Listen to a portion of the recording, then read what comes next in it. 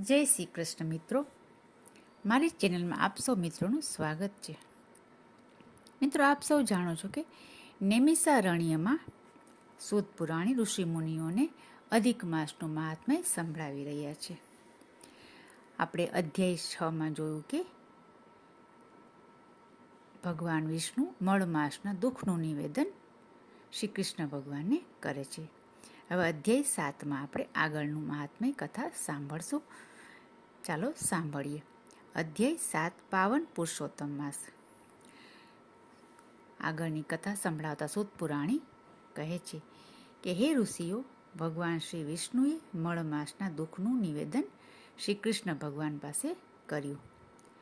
મળ માસનું દુઃખનું નિવેદન સાંભળી શ્રી કૃષ્ણ ભગવાન બોલ્યા, હે વિષ્ણુ, તમે ખૂબ દયાળુ છો, માટે તમે આ મળ માસનું દુઃખ દૂર કરવા માટે અહીં ગોલોકમાં તેને લઈને આવ્યા અને આટલો પરિશ્રમ લીધો છે. હે પ્રભુ, તમોએ જેને આશ્રય આપ્યો છે તેનો હું પણ સ્વીકાર કરું છું. મને લોકો પુરુષોત્તમ પણ કહે છે, તેથી આ અધિક માસ મારા નામે એટલે કે પાવન પુરુષોત્તમ માસના નામે ઓળખાશે. આજથી તે બધા જ મહિનાઓમાં શ્રેષ્ઠ અને પવિત્ર ગણાશે. હું પોતે તેનો અધિષ્ઠાતા દેવ ગણાઈશ. જે લોકો આ અધિક માસમાં દાન, જપ, તપ, વ્રત કરશે તેનું તેમને અનેક ગણું પુણ્ય મળશે અને તેનું પૂજન અર્ચન કરશે તેનો ગોલોકમાં વાસ થશે.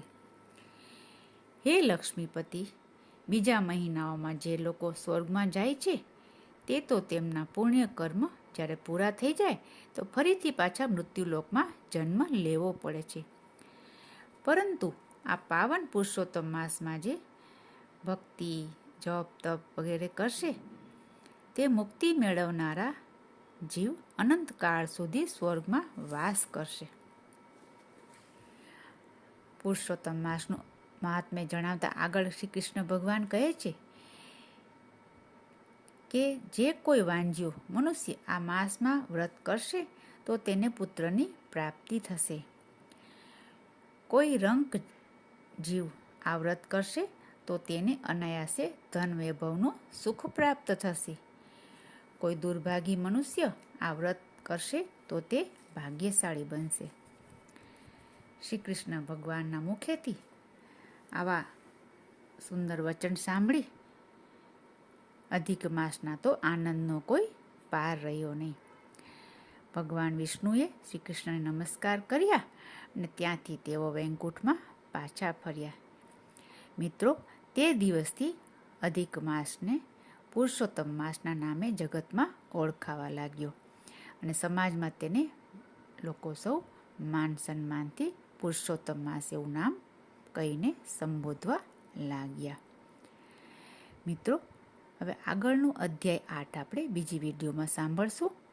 આપે જો હજી સુધી ચેનલને સબસ્ક્રાઈબ ન કરી હોય તો કૃપયા કરી લેશો અને સાથ સહકાર આપશો. વિડીયો સારી લાગી હોય તો લાઈક કરશો અને કમેન્ટમાં જય પુરુષોત્તમ ભગવાન લખશો. મિત્રો સંબંધીઓમાં શેર કરશો. ફરી મળીશું બીજી વિડીયોમાં. જય પુરુષોત્તમ ભગવાન.